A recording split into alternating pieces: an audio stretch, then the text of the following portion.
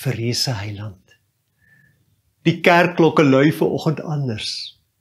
Hulle is paasklokke. Hulle lui oor die vallei, hulle lui oor die stad, hulle lui oor die wêreld. Die Here het opgestaan. Ja, hy het waarlik opgestaan. Saam met Christene oor die hele wêreld.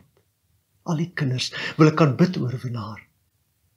Saam met die klokke wil ek juig oor die wonder van 'n graf in 'n tuin wat oopgegaan het om nooit weer toe te gaan nie. Daar is 'n pad getrap deur die dal van die dood. U het dit uitgetrap. U het bloedspore getrap.